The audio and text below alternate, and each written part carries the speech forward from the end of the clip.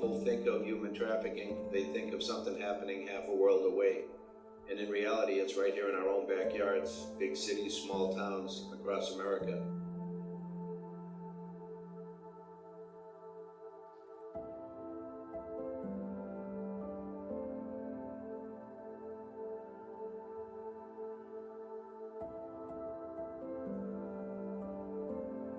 Yeah, this is dark, this is ugly, this is inhuman, but we're human and we can stop it.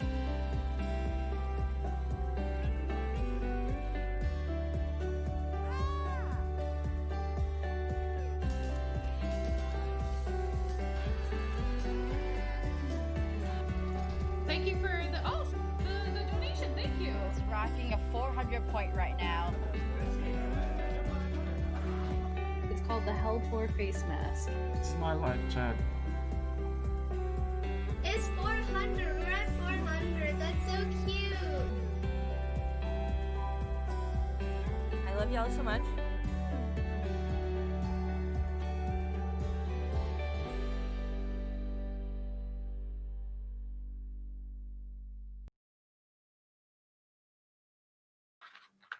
Good evening, everyone, and welcome back to See It Ended on this lovely Tuesday night, November 3rd.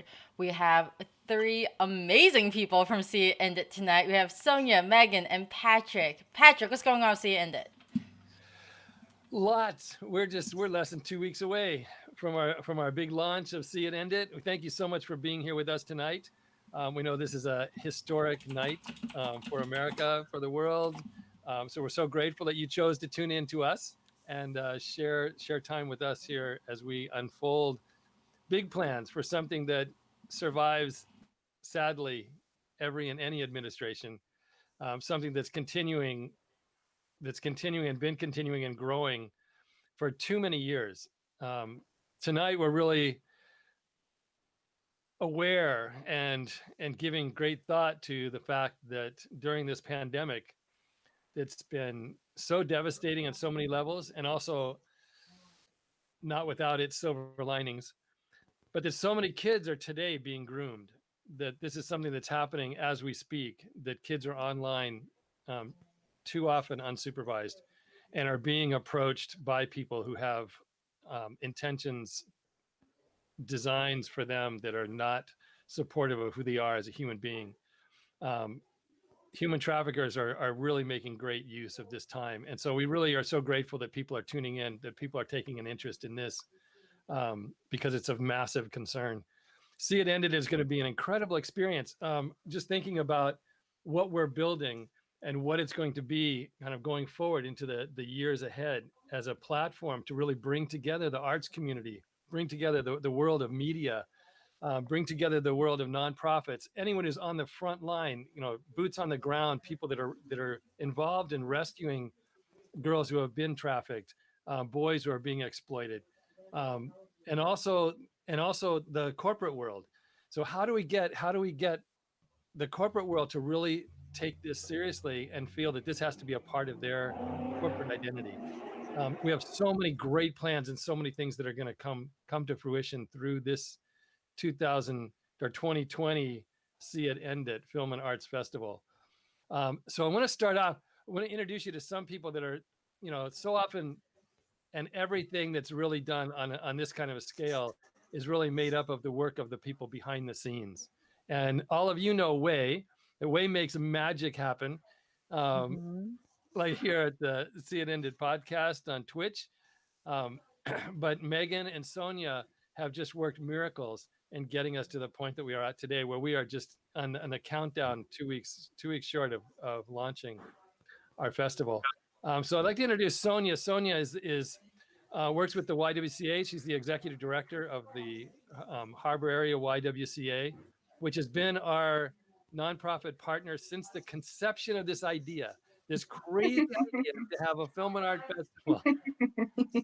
Yeah, thank you. Sonia, please introduce yourself and talk a little bit about why you listened to my idea. Yes. Hi, everyone. It's wonderful to speak to such a big audience, because from something that started very small when Patrick said, I have this idea, 2 years ago to now morphing into somewhat, which I'm going to call like our own channel, which will have everything to do with trafficking prevention awareness, and it's inclusive.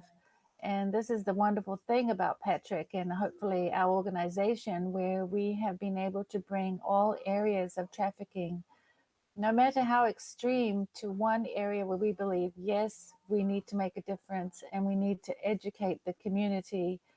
The YWCA in the harbor area, if you don't know, is in San Pedro, California, which is the port region of Los Angeles.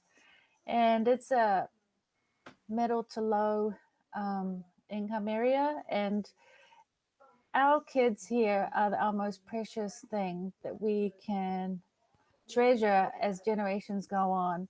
And we sit in a YWCA that was built by the first woman architect in California, Julia Morgan. And we've been here over 100 years serving the community. I don't know if I'm going too long here, Patrick, but No, it's great. Where are you right now, Sonia? Where are you I right am now? right now for the very first time in a vote center in the other side of Gaffey and doing our little bit for voter suppression. We are so proud and privileged to be able to bring a place to vote. And we've had a steady stream of people here walking in to vote, and it's been so amazing. Every time there's a new voter, young and old and older, there's like everyone applauding and clapping. It's just an amazing experience. And I've said before that if you're a US citizen, no matter how you obtained it, through birth, naturalization, or any other legal way, your only job is to vote. If you do nothing else, and then that gives you the right to complain after, actually. So yeah, we're really proud to be, I'm sitting right in the middle of a vote center. Sure. Yeah. Why vote? So yeah, I'm really proud of that. But in terms of human trafficking awareness, Patrick has really been our leader in that respect, building a really strong committee to bring 800 people for a first in-person event last year, which we're really proud of. And we brought really quality education to 800 people that wouldn't have ordinarily had any exposure to human trafficking, trafficking awareness, prevention, or anything to do. They all thought it was somewhere else. But in our neighborhood, the one where I'm sitting in right now, it's not if these kids are approached, it's when. And we try everything we can to protect our young people. And that's really our motivation and focus to do this. Yeah, it's so great. It's been such an inspiring kind of partnership with the YWCA. And so I can't thank you enough for the faith that you've had in this endeavor and the whole mobilization of the Y, which has just been incredible. We're excited that we're going to be a channel now. That's it. Yeah. And Megan Meal, how about you? So you are a business consultant, and you have been taking on the massive responsibility Digital and marketing. social media. That's the hard part. Yes. Yes. Yeah. So, hello, I'm Megan Miele, and I'm probably the newest member of Sia End It team. I'm probably the least knowledgeable about human trafficking. When I first said, sure, I'll do your digital marketing, I'll give it a stab. Why not? But I think I'm actually the perfect fit because I'm the audience that we're actually trying to reach in this festival. And when I thought of human trafficking, when I first started with the festival, I was always thinking of the movie Taken. And that was my idea of what human trafficking is. Now, it's been a little less than a year that I've been on the project with everyone, and my mind's been blown. It's so much more than that. It's girls or guys can get manipulated, and the grooming, and it's not just men that are trafficking, it's also women that are grooming and the traffic. So that really shocked me. And so I think it's kind of become a little bit of a personal mission where I don't like just that stereotype of what I was, and to make sure that I'm able to, at least on our social media, our digital platforms, educate, really kind of get our community together with the other organizations that do human trafficking, which I love how we all collaborate. It's not a competition. We all like, let's do it together to end it.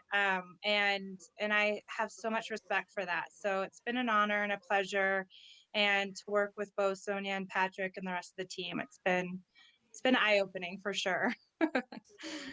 Yeah, I think it really is an echo of what we really have always said and always wanted to have See It End It stand for, which is this is a place where anybody can get involved, anybody can find, you know, their footing and how they can engage with this issue. You know, Yeah. first we really need to see it. We need to see where we could possibly be intersecting. That's one area of concern, is that sometimes we may be contributing to people, children and vulnerable people being trafficked without even knowing it. And so we want everyone to start to take a look at their lives and start to take a look at how I can use my skill set, how I can use what I've been doing, maybe try something totally new. I'm sure you remember the couple, Rob and Zareen from New Zealand. You know, never made a documentary film in their life, and then feeling like this is something we can do, and we have to do this because this is too important. And there's so many people stepping up and Yeah. saying there's something I can do. And so through See It Ended, we really want to introduce people to. Well, us Kiwis are quite innovative, you know. Yes, you are. Yes, Mm-hmm. you are, and we're so glad that you export yourselves around the world. And I know. Oh, yeah. there is so much that needs to be And done. there's no COVID there, by the way. You know that, right? Yeah, they did a pretty successful job Yeah. scrunching it. Yeah, my brother's there now, and so they had the 2-week quarantine, which In a is big very hotel. strict. It's Mhm. very strict. Very strict. Yeah. Yeah. So anyway, we're getting very, very close, and I think Yes. I want to kind of lay out a little bit, just talk a little bit about the festival itself. So the first festival we had in the Warner Grand Theater and the Grand Vision Annex. So we had two venues, and we had resource organizations that were in the lobby of the theater. So people were seeing a movie, coming out, connecting to organizations that they could then support and help. We had music and dance. We really wanted to engage the arts. We had incredible paintings and visual arts. They were contributed and on display through one of the local art galleries, MS Galleries in San Pedro, and also at the venue. But it was a really powerful event. I think, you know, our concern, once we got derailed this year, we were going to have the second festival in April, and that got derailed by COVID. And we were going to open the street, weren't we? We're going we were going to take over the street. We were approved to close the whole street and include even more resource places. But I think, Patrick, the most educational part of last year's event was all the panel discussions after the movie, or whatever segment it was. That was really the educational component, and those experts that were on those panels were absolutely amazing, and that's what really made the festival for me. Yeah, at this point too, we now have, so this will be a 6-day event, and we have, I think, 10 or 11 panels that will be accompanying the films, that will be addressing different issues, getting much deeper into kind of the nuances of human trafficking. Kind of, Megan, as you said, it's like, it's so easy to see this as in kind of simplistic terms, you know, these kind of like evil people over here, and they're grabbing children, and all you need is Liam Neeson to go and rescue them, and that's, you know, end of story. But it's not as simplistic as that. And I think we're going to tackle some of the areas that really haven't been dealt with, you know, nearly as much as some of the others, which is familial trafficking. We still have the image of, you know, kind of the pimp controlling people, you know, torturing people. But what's happening on a very large scale is actually people being trafficked within their own family structure by an uncle, by a grandparent. Yeah. And is it economically based? I mean, it's kind of a mixed bag, and I think some people that have grown up with a sense of, I mean, this is, your daughter becomes a source of income. You know, it's not necessarily that you're in dire poverty. I mean, we saw that when we went to Cambodia, Cambodia, Thailand, and India, different places where poverty is a whole nother beast from what it is in the United States. But if you're seeing human being as a source of income, and what you're asking them to do is something pretty horrific. Well, and Patrick, isn't it? I think I saw a statistic that human trafficking generates 150 billion in illegal profits each year, and that is for forced labor and sexual exploration. Is that correct? Yeah, there's Something different like types. that? So 150 billion dollars a year is the estimate of how great an industry this is. That it's the second Huge. largest illegal enterprise in the world, and it's the fastest growing. Just the according to the United Nations, and a lot of people are looking at the impact that COVID's going to have on human trafficking is going to be just massive. Yeah. Because you have the collapse of whole industries, the collapse of businesses, which means that then becomes fertile ground for traffickers to approach people and say, look, I got this great job. And so there's going to be a lot more outreach by And traffickers. actually, I did post something on that right when we went into quarantine COVID. A lot of people were losing their jobs, and so there was postings on Craigslist and other venues like that saying, "Oh, looking for a server," or reaching out to people that were in need of a job and just desperate, and they were grooming people to be trafficked. So there's things like that that we need to just look out for, really look at our community.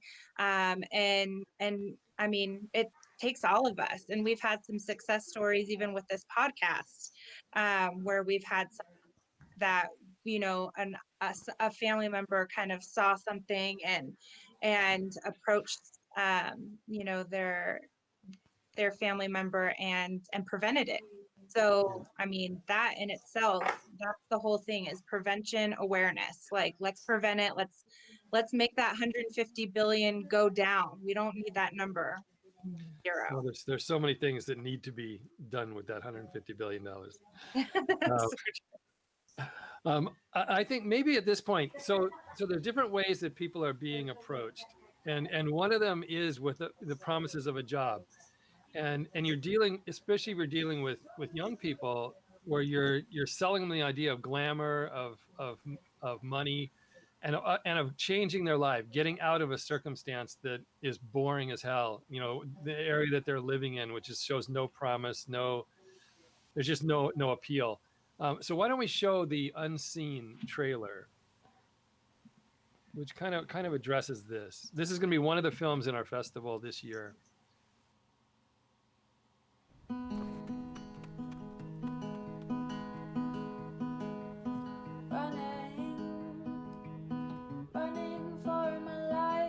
You need school when you're gonna be famous superstar model. With me as your personal manager. Yeah, tell my mom that when you're calling her. Chasing me away if I stop now. You're gonna do great, just be yourself. How's even a good photo? Who cares? It's $1,000. No, yeah, you're right. And it's gonna help my mom so much. Don't know me back. It's not my turn to play. Angel wings are spread. Why don't you start by telling me who is Carly? And do you have a passport to travel internationally? Never ever let go. If I Girl, you're gonna make so much money. come back, maybe that's for the better. Hey, baby girl, sorry we didn't get to speak earlier. Hope you're not working too hard. See you tomorrow. I love you. Bye.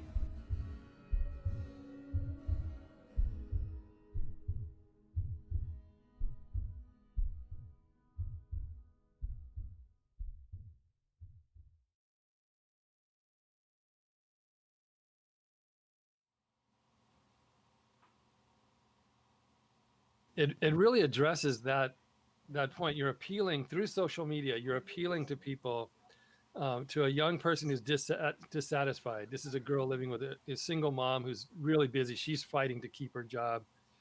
And the one thing that really struck me in that was this is going to help my mom. I'm going to get this job. I'm helping take responsibility. I'm going to help my mom. Yeah. And then she disappears. and it was a woman. It's a woman that was luring her. And to me, that just, I don't know why, that just really shocked me. Yeah, it is kind of Disappointing. it's and some of it is where a girl who's been like she was brought into it at 16. She's being trafficked now for 15, 18, 20 years. She's been in the life and she's gained some superiority, you know, in her relationship with her trafficker. And then so then she takes over a business, or she goes branches out and starts her own business because it's what she knows. If this is all you've known, you know, Yeah. for 15, you know, more, you know, the majority of your life you've been experiencing being trafficked and exploited and abused, and you reached a point where in order to survive you've embraced that this is who I am, this is what I am. And I've seen it in some other films where it's really come out, and in some discussions with survivors where a lot of times the women traffickers are the worst because they've experienced it, and then they feel like now, like I survived, so you're going to survive too, and then they can be really just brutal. Yeah. Yeah. I think Yeah, what broke my heart is to know that the daughter is doing it for a good reason. And that is what made her vulnerable. It's that she wanted to help mom. And then from there, like, that's how anyone that's trafficking her will hold it against her. Like, oh, you know, how we help mom? Like, being that young, they might not know to, like, speak out and say something's wrong. They might Right. not be aware of it. So it's extremely heartbreaking to see that. But It is. that, like, for an adolescence especially, they are so vulnerable. On top of that, they don't know when to speak out. And that could happen to just anyone. I mean, I was a single mom. I had a daughter that age, and I worked 3 jobs, and that could have easily happened to her. Yeah. Mm-hmm. And we all want the validation too. I mean, that thing, you want to be, you know, you want to be accepted, you want to be successful, you want to be pretty, you want to be you want to be Yeah. liked. I mean, we all have those kind of those motivations, and those and at vulnerable times of our life, you know, if the right person or the wrong person really comes along, you can be really derailed. And that's what's so alarming to me is that you take someone who's got a full life of potential ahead of them, Mm. and then you draw them into something where their freedom is gone, and Yeah. they're being forced to endure something so horrifying.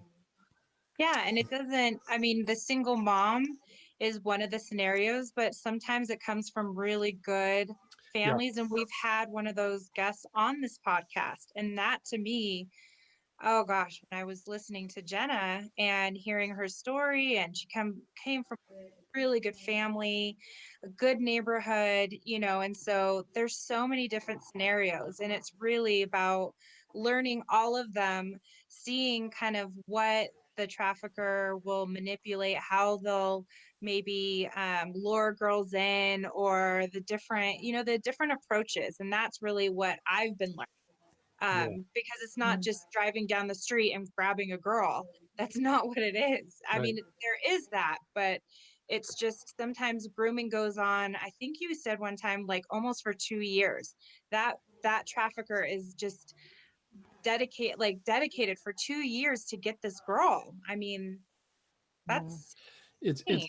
it can be financially, it's worth the Yeah. investment. It's worth it. You buy an iPad every once in a while, you take them out to dinner, but you really win the trust. And I think, you know, Right. one of the big takeaways is that there are many different methods of grooming, and there's many different methods of recruitment, and many different types of people that are doing the recruiting. I mean, there are people that are in a middle school. They're there as a student, but they're being trafficked, and they're there to recruit other kids. Right. So they're attending classes, they're going to school, but they're actually always have their eye out because they're going to get benefits if they can bring another girl in to her trafficker. So this is happening in like a lot of different ways. But one of the keys, and I think one of the things that keeps coming up, is a kid who is listened to, a kid who is understood, a kid who is valued, and doesn't question that they're a valuable person and they're valuable to their family, Mm. is not going to be very easy to traffic. This is not going to be a kid who's going to respond so easily. Um, you know, and even in Jenna's case, it was when her parents got divorced and her whole world was turning upside down. and she just lost any sense of security that in her life, that the person comes along and removes her from her family. So at that point, and I think for me as a father too, it's like you really think back, like it's so easy to miss opportunities to implant that your children are loved and valued and necessary to you. And so if we can just kind of get that through to people, as parents, as friends, that we just see each other. We just really see each other. We see people when they're in a vulnerable state.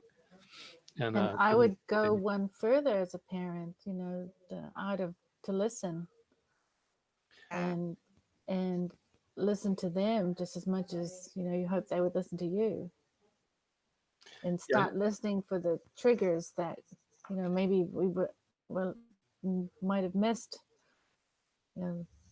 all these learning points. Yeah, Sonia, that's such a good point, because that's what the Kiwis had said. Oh yeah, see, we have the same.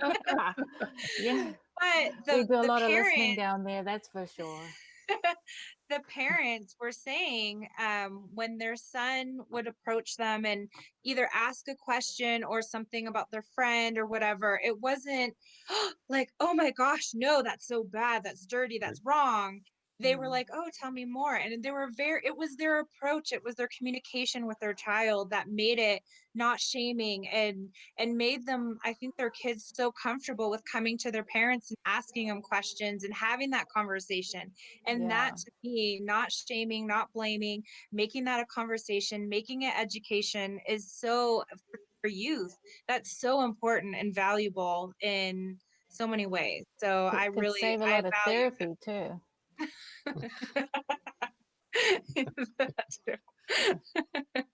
Yes, there is that. So I think that's a good point that they had and you have, Sonia. But I think with Rob, he brought up, being curious about our bodies, being curious about other people's bodies, being curious about those things is so natural for kids. And if you shut it down, it kind of reinforces that there's something odd about this, or something strange, or something bad, and that creates kind of more intrigue. It's that forbidden thing. I always kind of probably drive my daughter crazy to say this, but we had this experience when my daughter was like 2 years old, and I was holding her, and we had been to a church service, and a friend of mine who was African American, we were standing there talking, and she just kept looking at him and looking at him and looking at him. And finally, she just reached over and she touched his face and then looked at her fingers. And it was just like, we just kind of really laughed. And it was actually a really wonderful moment, actually, with her. But it really made me think, like, if we had said, oh, don't do that, then what would that impression have been on her? And I think we so often do that, where kids are just responding purely to their something new, to their environment. And there's no harm meant. There was nothing threatening there. There was no devaluing this other person. She was just really curious why this person looked different from everyone else around her, and it was really a valuable teaching moment. And I think it is, things to do with kind of sex, with our relationship to others. We miss those moments when we become, panic stricken, and that's why I think for parents to be prepared and be ready, because these things are definitely going to come up. And then how are you going to talk to your child, and how are you going to make them feel comfortable enough to come back and talk to you? Yeah. Yes. Right. Yes. Either for themselves or their friends. I mean, we had another person on this our podcasts are amazing. We had another person on and he was the speaker, and he would go around to different schools and he talked to everyone. Remember? Russ Tuttle. Yes, Russ. And so the stories that he was saying, it was like, you don't act shocked. You're just like, okay, tell me more, and very calm. And he's like, I've heard everything, and just made the students very comfortable with, so they can approach him. Yeah. And that was telling very much. I loved it. So. Yeah. I love the people that the audience, people who tune in to see it end at this time, are going to be introduced to some amazing people. Amazing people. Jeff Brodsky, I've gotten to know him recently, and he's become just a personal hero. This guy, not only does he look like Santa Claus, but he's just one of the most generous spirited men I've ever met. And he's been involved in rescues all over the world. And 10 years ago, he was with children in Cambodia at a dump. They were living off of the garbage that had been thrown on the outskirts of Phnom Penh. And he saw that they were barefoot. So these are kids that are barefoot climbing over garbage, trying to find things to, for them to survive. And then traffickers would come and just grab them and go sell the kids to a brothel. And it broke his heart. And he started going barefoot in solidarity with the kids in Cambodia. And he was going to do it for 1 year. And this is a man who lives in Colorado. It's cold, and he's frequently called to Alaska, which is where he was just recently. But he determined that he would not let his going barefoot deter him from going anywhere. He wasn't going to give that any consideration. He was going to go anywhere where he had to go to help someone to fight against human trafficking. And he's been going barefoot for 10 years. Wow. And the things that have happened because of it, it's like this whole, everywhere he goes, he's educating people. He's engaging with people on this issue. But just a remarkable man. You're going to meet him when you tune in to See It End It this year. People that have just, this has become something that they couldn't let go, and they had to do something about it. There's just some of the most amazing people in the world. And we've really worked very hard on gathering people together to be part of this year's festival. Yeah, and it's going to hit international. I mean, it's not going to just be our little community in San Pedro, which was beautiful, and we had a great turnout. But now it's going to be everyone. And so it's, it kind of at least was a blessing, I think, sometimes, where we've been able to go make this global, reach more people, be able to have more panelists from different areas come and be a part of our festival and our platform.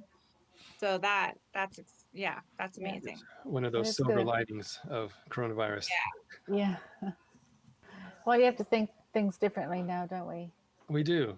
Yes. Yeah, we're not going to go back. No. To normal. Do you think that was one of the messages too? One of our guests was the like after you've been trafficked, you can't go back, right? No. You can't go back to what your life was before. You have to look forward to creating something new. Right. And also kind of once like I've only been in this for a year in educating myself, and you just want to keep helping because there's such a wonderful community, and the people that you meet, the different organizations that we've been talking about, and then even the integration of the film, the arts that we've been doing. I mean, that's where this festival, I think, is just amazing because of how creative people are, the musicians. Oh gosh, was it Dave? Yeah. I mean, and the music video. So that they created. So again, this is everything. People are going to be able to be entertained while learning about human trafficking, because me in my little bubble, and I freak out when it's something too scary. And so the thing I can handle it. And so that means everyone can handle it. I mean, I don't want to say everyone can, but I think most people can. And we're presenting it in a way that is educational, it's entertaining in a healthy way, and just bringing light to a really ugly topic, but in a creative way. Patrick, when did See It End It start? Well, the first festival was 2019, so that was last year. We had our launch, our debut as a festival. It was probably a year before that. A year and a half. No, it's May 2018. May 2018. God, what a memory you have. God, for me it feels like 10 years ago. But yeah, so it started after I gave a presentation, kind of a human trafficking conference, and just standing in the parking lot, and just had this idea that, instead of waiting for one film to come out and having a screening of one film and then having a musician mention human trafficking over at some concert over here, in this organization you had to sign up for their newsletter. Instead, we could really draw people together and And I think one thing, there's this kind of power in numbers, and if people start to see that there's a lot of people taking this seriously, we need our politicians to see that people in their districts, in their communities, in their country are taking this really seriously, and we want our elected officials to take it seriously as well. That as we gather together, there's a also an energy that is just really positive. There is no reason why in the 21st century, we should be having people paying for sex with young autistic children, but that's the reality today. There's no reason why in the 21st century, that there should be up to 40 million people living in some form of slavery to make our clothes, to pick our chocolate, and then to make themselves accessible to being raped repeatedly over and over and over again on a daily basis. This just shouldn't be happening in the 21st century. We really can, and we have to bring this to an end, and we will when we have the collective will to do it. And that's what See It In It. What we want to do is really demonstrate that this is endable. This is not something that is, I get so irritated when people bring up this. It's the world's oldest profession and those things. Like, I mean, who the heck was around? Who knows what the oldest profession is? And that was a term that was coined by a writer in the 1800s, and yet people then, once you accept that, then it's like, oh yeah, we're going to have this forever. We can never get rid of this. And I'm sorry, I just can't accept that. I just think, having 8-year-olds and 10-year-olds and 13-year-old children, being exploited in a way that's incredibly brutal. I mean, many people have brought this up, but it's like a 7-year life expectancy if you're being trafficked. Flat out illegal. I mean, yeah, not only is it criminal, but it's really a crime against humanity, because we're being robbed of really precious and irreplaceable talent and people with ideas that could be changing our world. Those are the people that are being flat on their back on a mattress all day, every day, and they're not being allowed to be a contributing part of society. So that's the long answer, Way. The short answer is May of 2018. Thank you, Sonia. You're welcome. I need Sonia. So another thing too, I think we can move into the movie Colors Run. But that this was a movie made by a 16-year-old. And I think we're starting to see more and more young people recognizing this is happening to their peers. This is happening to young people their own age, and they want to do something about it. And this is also a case of familial trafficking, where the mother is responsible for her daughter being trafficked. Colors Run. Okay. And anyway, let's watch this. I'm Czech. I just moved here from Houston. What's your name? So, I would normally come here, but guess what today is? Well, it's the day I get to perform in the circus. I'm the owner, so I have to wash all of my employees' uniforms before we perform. Everything in life can't be fantastic and imaginary. Isn't it just so cool how if you're kind to them, they just follow you blindly, not knowing where it's going to take them in the end? I don't even know exactly where she's going. I needed the money. I've been dancing with a razor's edge, nobody hearing what's inside my head. Yeah, it's another really powerful film. Well, and I remember when I first saw that trailer, you think something's going on with the guy. You don't think anything, you kind of wonder. And for a 16-year-old I mean, she's going to be incredible, but yeah, it was her mom. Yeah. Yeah. And it was a stranger who came in, and I think that's something too that, he was so irritated by this annoying little girl who kept bothering him when he was doing his laundry. and then just little by little, he just really came to see her value and see how precious she was. And then I love that scene when the truck is stopped there and you've got two ways to go. And I think that's the that's the case where we're at an intersection in our life where we can go either way. And that's where to have a stranger, just a kind word, a stranger who takes an interest in someone can actually change the world. It's so incredibly impactful. Do you have a panel discussion that goes with that movie? The most of the panels won't be associated with just one movie. They'll be because there'll be several movies showing in the evening, so there will be a panel that will be. She's going to be there. Olivia will be there. Oh, great! Yeah, looking forward to that. Panel. Yeah, she's already got so many awards. She's really an up and coming young filmmaker. And that's another thing we want to see too. With See It Ended, we're building a platform to where we'll be able to give support to young filmmakers. Exactly. So you have a talent, you have an interest in becoming a filmmaker.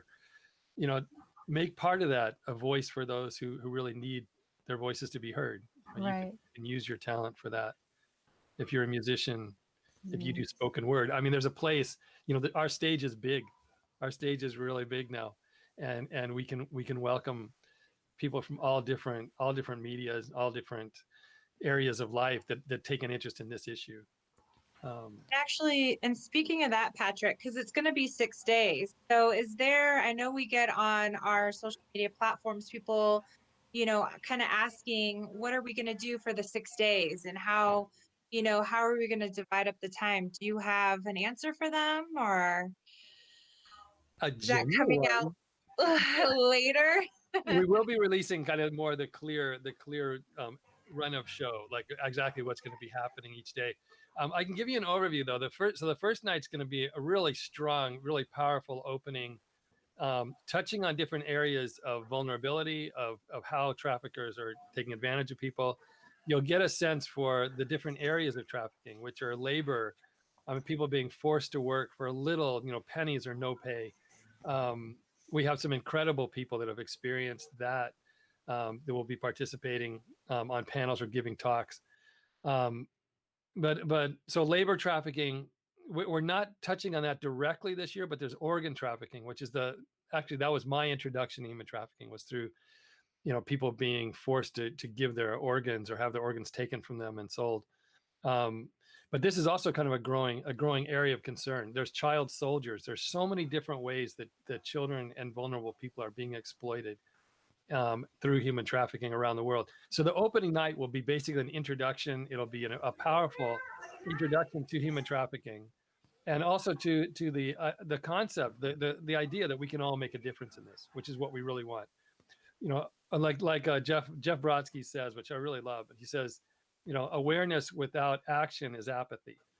And we don't need any more apathy. We don't need people who are just aware. We need people that are taking the awareness one step further and doing something. And that's what you're going to feel inspired to do. So the opening night will be that. The second night is on foster care. This has been something that's really been burning in my heart for the last couple of years, is really wanting to do something with foster youth, because they're one of the most vulnerable populations. Yeah. And we have nearly 500,000 children in the foster care system in America. That's just in America. So you multiply that by, on the global numbers, and there are just millions and millions and millions of children who are in the most vulnerable state that they can possibly be in. Yep. Not knowing if they're valuable, not knowing if they're loved, not having a secure, stable place, not being able to trust the adults in their world. So the second night is really going to be focused on foster care with some incredible foster families, foster parents, people working in the foster field. The third night will be on prevention. So that's going to be really, we're focusing on, areas of concern and vulnerability. How pornography has really, really elevated the sex trafficking problem worldwide to just a massive scale, because it's increased the demand to just an uncontrollable level. So we'll be addressing some of those issues in prevention, and have, again, film, music, the different arts. And then the next night is on labor trafficking. So it will have one evening that'll be really focused on learning about labor trafficking. And that's really significant. We have some of the top people in the world that are coming together on a panel, that work on fair trade internationally, that work on how do we ensure that the products that we're getting are not made by slave labor. And then how can we as consumers be much more careful about what we buy, that we start to take an interest and start to notice, areas where we might be actually supporting kind of the enslavement of other people.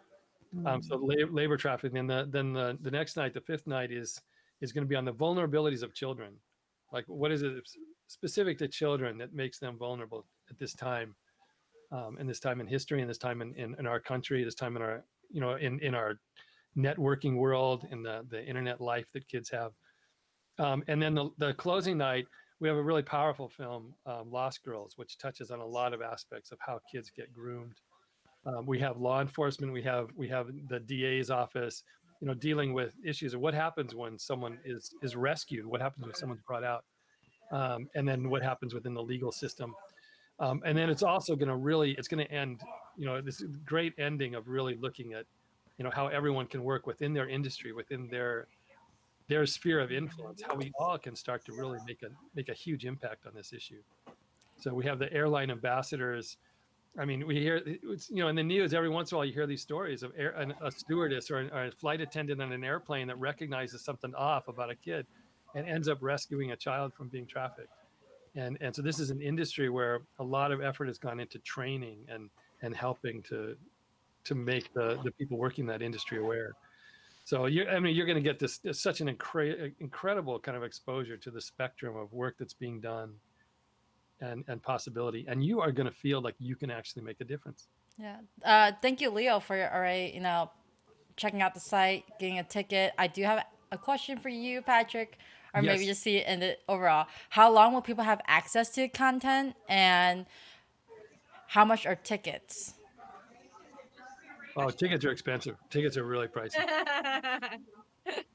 They're absolutely free. Free. Thanks to Wei and Yes. the great work that she has done to educate the Twitch world, and all of the effort that's being made to really reach out to get people to make donations and to support and become sponsors of this event. And so tickets are free, and we really, I mean, our whole heart and soul, the blood, sweat, and tears of everyone who's worked on this, is that we want to get this message, we want to get this out to as many people as possible. So this time we chose to make this a free event, and so tickets are at Eventbrite. If you go to See It End It Film and Art Festival, under Eventbrite, you can get tickets there, and also on seiitendit.com. Yeah, it's also on our Facebook and Instagram in the bio, as well as Twitter. So anywhere you want, you can grab your tickets. It is required that you sign up for the festival, and then and donations are appreciated. I mean, that's how we're able to do this. So yeah. How long will they have access to the content? It's basically going to be those 6 days. Okay. But then what's going to happen? So this is our launch of the platform and the festival, and so we're gonna have the festival again in January or early February. It'll be expanded. It'll be larger. There'll be more content. There'll be a lot more influencers involved. There'll be a lot more people that'll be joining between November and January.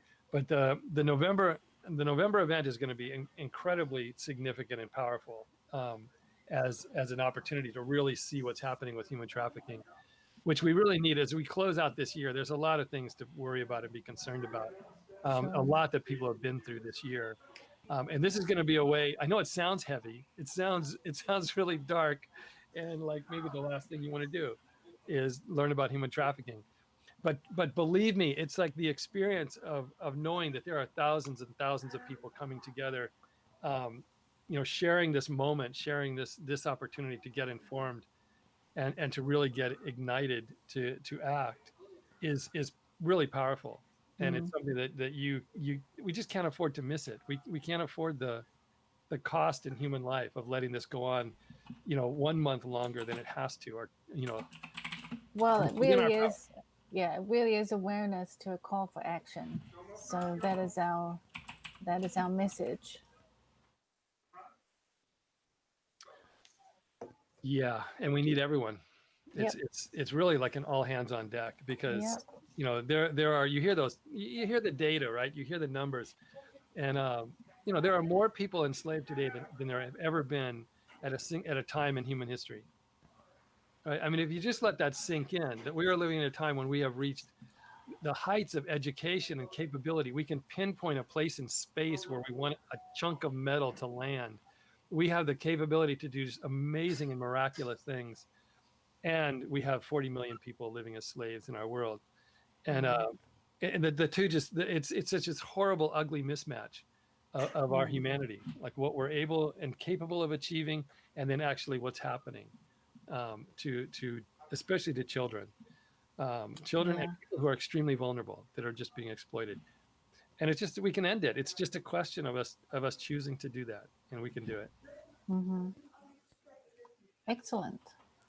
It's also really great to see everyone in chat kind of just telling us that like they got their ticket while they're watching this podcast right now. So Thank you. Thank you so much. Thank you.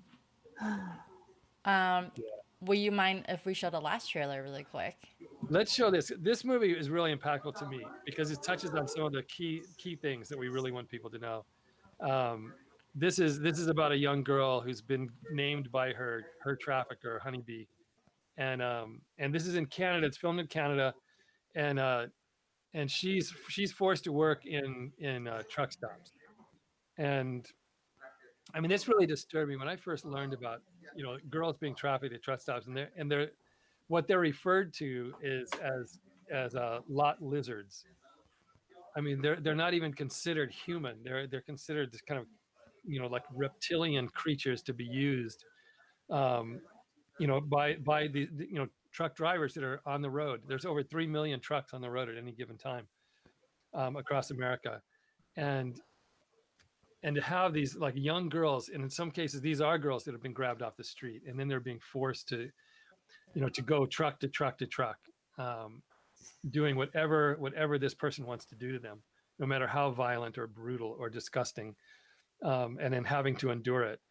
But this movie really touches on that, and then it touches also on the foster care part, where she's given an opportunity at a life, with a foster family. Guys, before you show that though, I know I have to go close the polls. How exciting is that? So I won't be able to see the last trailer, but everybody go see sieiendit.com and see you on November 17th for sure. Yeah, absolutely. So I'm going to go close our vote center. Is that cool or what? That is very cool. Thank you so much for your thanks for having me, service Wayne. to Thanks for having us, Wayne. Thank you so Thanks, much. Megan. Thanks, Patrick. Love everybody. Thanks, Bye. Sonia. Bye, Sonia. She's so sweet. All right, let me pull up really quick.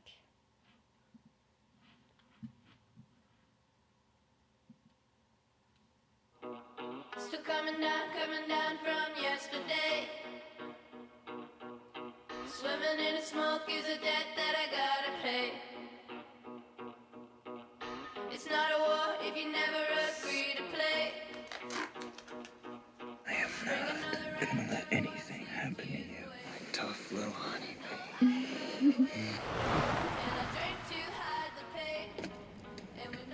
How old are you?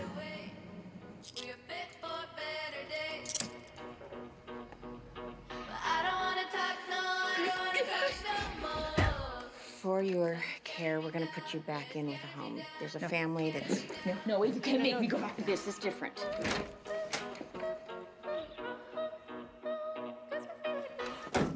So you pitch in, or you leave. What are you doing? Go back to sleep. All the windows are nailed shut. Why are you calling me? Are you crazy? You really think your boyfriend's coming back for you? There's 100 girls just like you. Time is money. Let's go. Let's go. Soon he's got you stealing, then he's got you selling. Before you know it, you're 18 doing 10 to life. This man is dangerous. He's a criminal. And if you agree to testify, we can put him away for a long time. But you gotta give us something. I trusted you. So you keep your mouth shut and don't you ever call me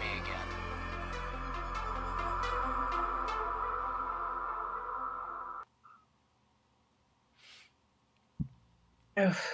Yeah, this movie really always gets me. It does have an ending worth watching for.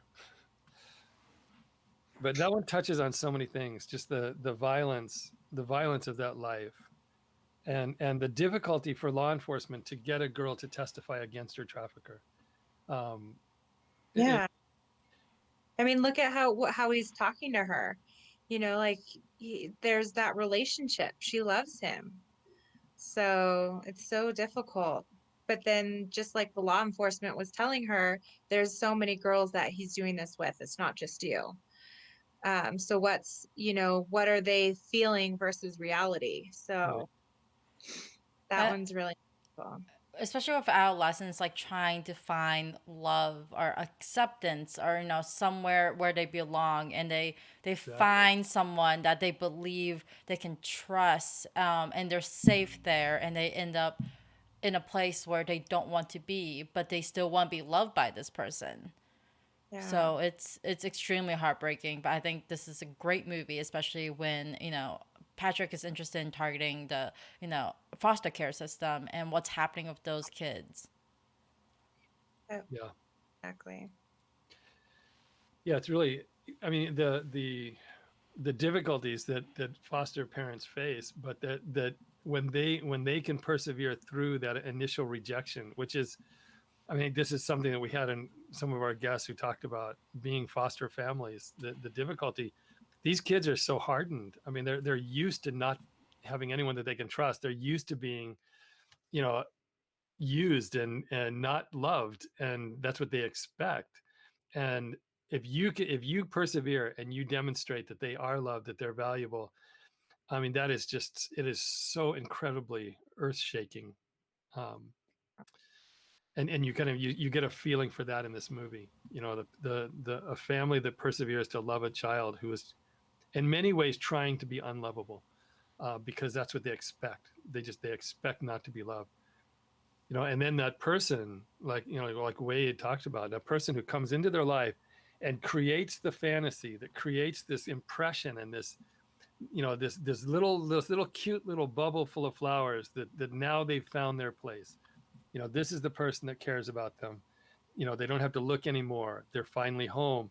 And if you can create that, it's really hard for a kid to give that up. So even the violence comes, even the abuse comes, even all the just the filth of the exploitation, all of that comes.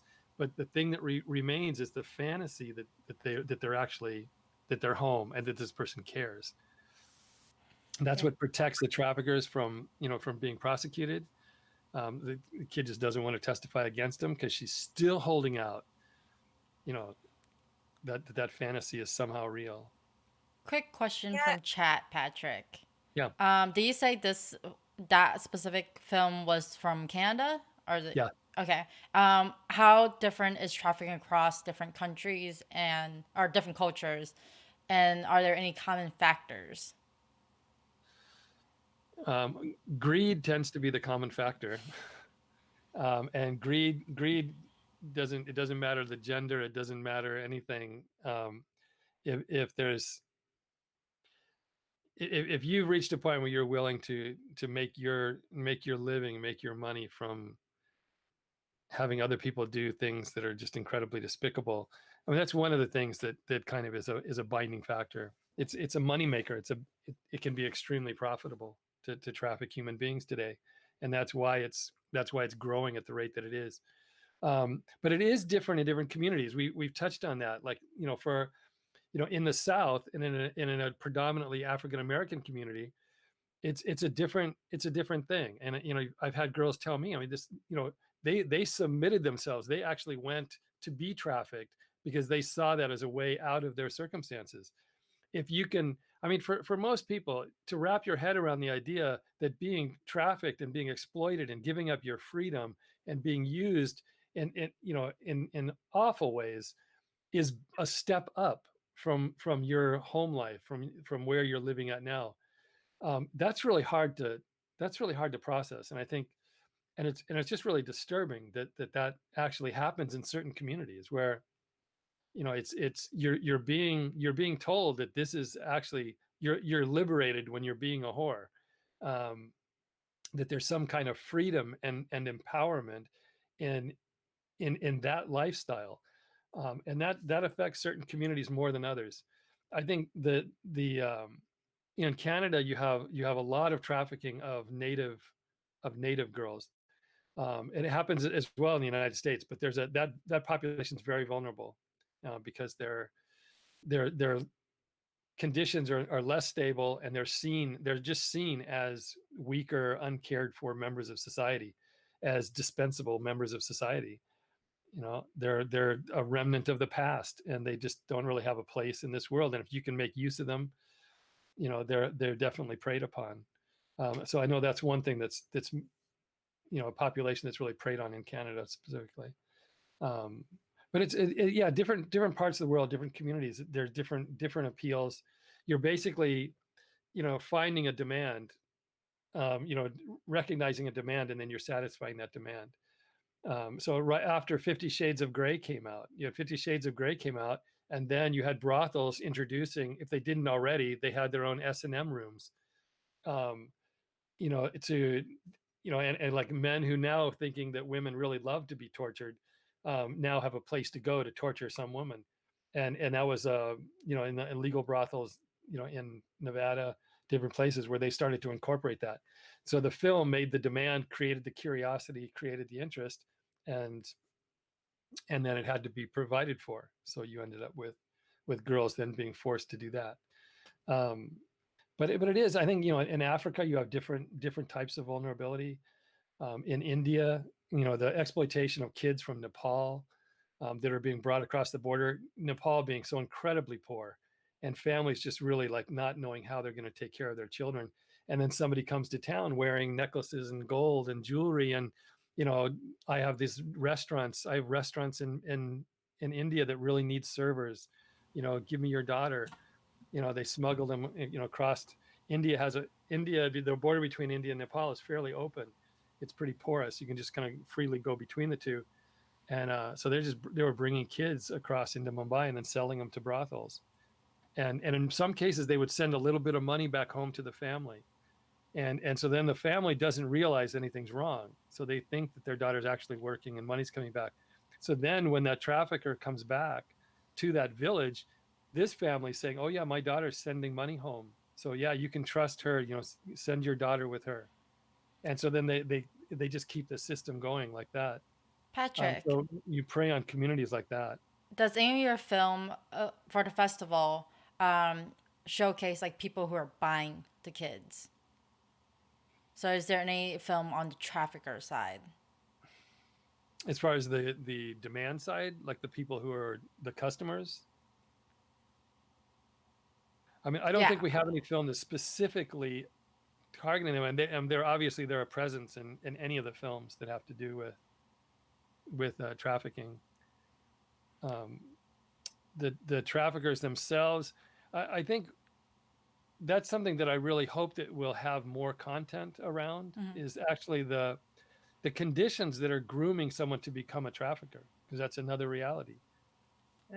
When I had one of my conferences, I had a former trafficker from San Diego come and speak, and it's illuminating. And I think, anyone who's really serious about learning about human trafficking, we really do need to have kind of an openness to hear, how did a person become a trafficker? How does this person become a guy who has a wife and children, and he's going off and paying for sex with someone the age of his daughter? How is this happening that we're producing people that are willing to be a part of this industry of exploitation? So I hope that there'll be more content, and that's one thing that with See It Ended, we will become a content creator. So when we hear of something, a story that needs to be told, then we can actually film it, we can actually make it.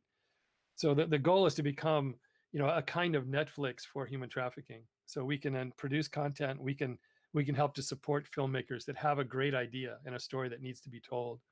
So we can then become a support for them to make their films. But I can't think offhand of any film that really is dealing more specifically with the traffickers. It comes up in the films. What the nature of the traffickers is, what the relationship that they have with their victims is, but not a film that's specifically targeting them. I think Lost Girls is one where you do see the recruiter in that film is a young guy who's looking for vulnerable girls, and he makes a relationship with them, and then he introduces them to the trafficker. And his mother is being held by the traffickers, so he's kind of in this position where if he does anything to violate the trafficker, if he does anything to kind of go against the trafficker, who's also a woman in that film, then his mother is going to suffer. So there's varying degrees of pressure and coercion involved in keeping people aligned. And when I visited Cambodia, there were the tuk-tuk drivers that are being paid by brothels to bring men there. So what I didn't have that experience, but I had other experiences where the tuk-tuk driver takes you not where you're going, but they take you to someplace else because they're getting a kickback from that business for them to just bring people there, whether you buy or not.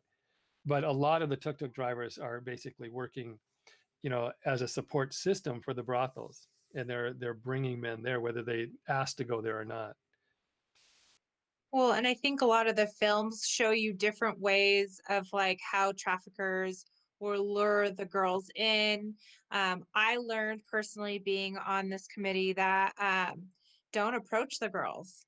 And that was like the biggest thing. Call a professional, call the 888 hotline, the human trafficking hotline. Like there's a procedure that you do, and you, Patrick, have actually helped I think Long Beach law enforcement, is that correct, in training their hotline and the police force, like what to look for, how to do it, because sometimes these girls they've had the police in their house and the police were telling them, you could do better, or they didn't even believe them, they didn't try to help them.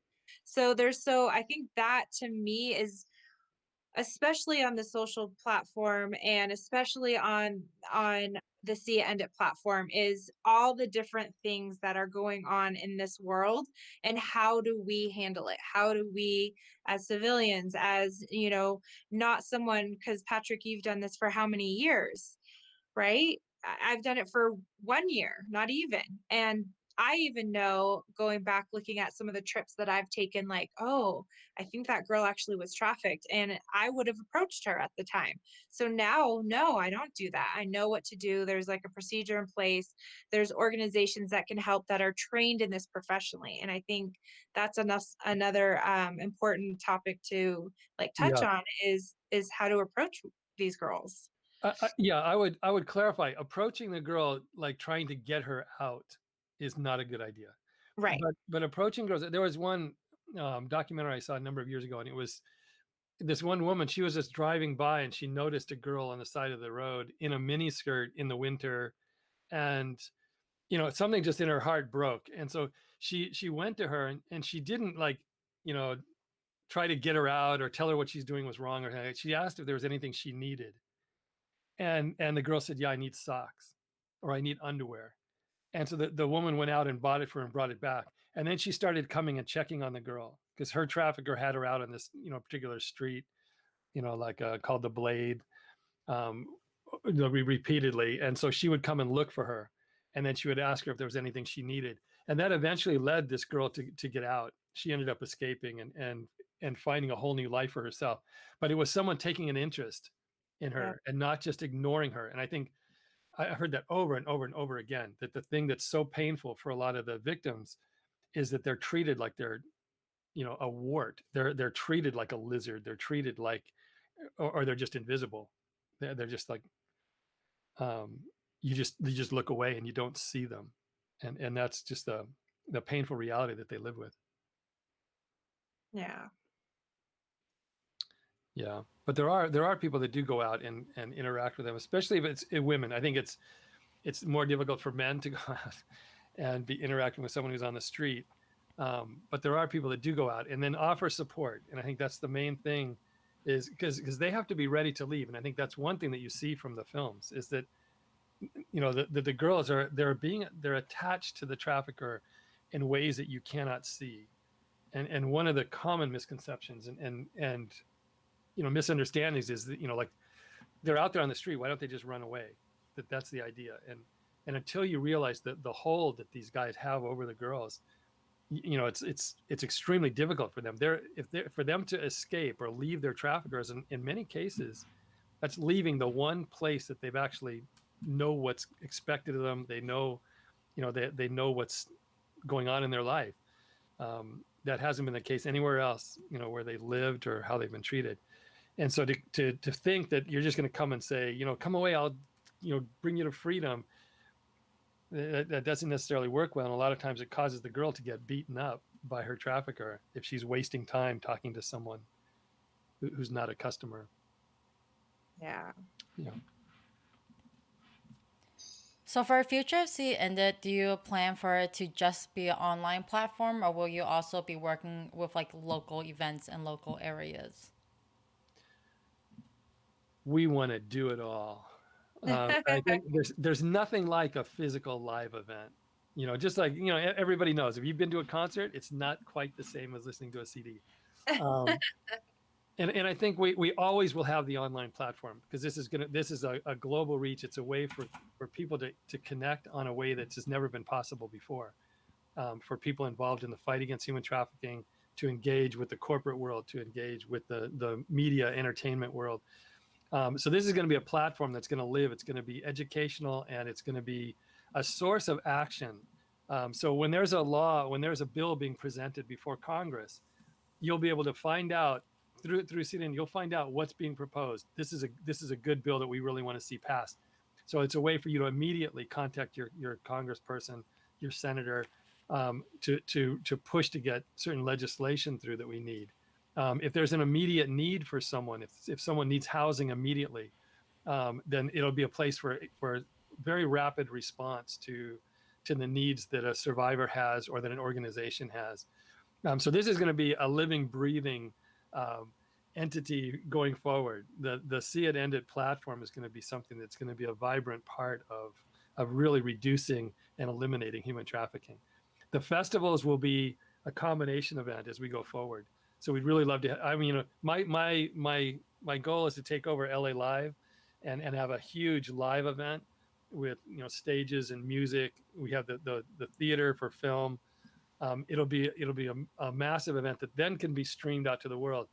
But this is also something, you know, India could have a See It Ended festival. We could have films in Spanish. We could have a festival in Spanish. So once this platform is running, what we can do with it is going to be, you know, really powerful, and, you know, and something global, but also something local. So we can do an event for, you know, the harbor area of Los Angeles. We can do an event for Long Beach. There's so much we can do with it. But it's one reason also we really need people to support. Any funding that we get is going to kind of a really revolutionary platform that's going to help us bring human trafficking to an end. Did that answer your question? Yes. Yes. Yeah, and also since I do all of our digital marketing, I love interaction. So to the people who are listening tonight or the replays or whatever, what do you want to learn? I mean, what is Yeah.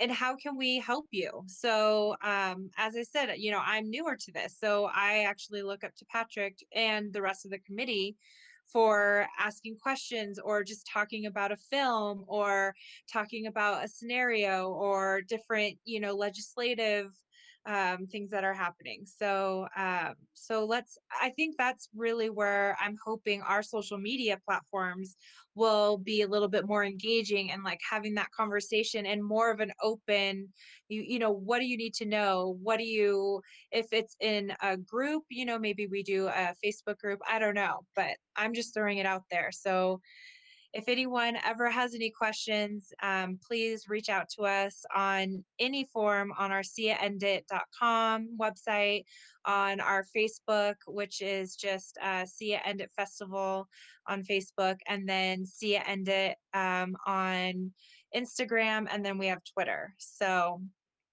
please reach out to us. Let us know anything and everything. We're here for everyone. So Yes, we are. yeah. So if that's good, we can all kind of now take a take off and go eat dinner and see what's happening with the election. Yes.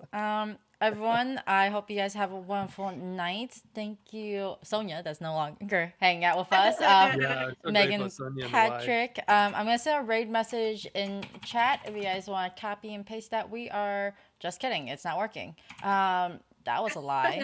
Totally just lied to you guys. There it is. Come back and see us next Tuesday, 7 p.m. And also, please follow us and subscribe. Subscribe on YouTube. Subscribe here to Twitch. But really, like, make this a part of your week. Every Tuesday night. Every Tuesday night. I'll be sending you guys over to Killing Bird, a great supporter of C, and then also amazing poker player. I believe tomorrow night is his home game, but a great human being. Let me send you guys over there. Have a wonderful night, everyone. Thank you so much for being a part of this. Thank you so much, everyone. See you next week. Thanks, Patrick.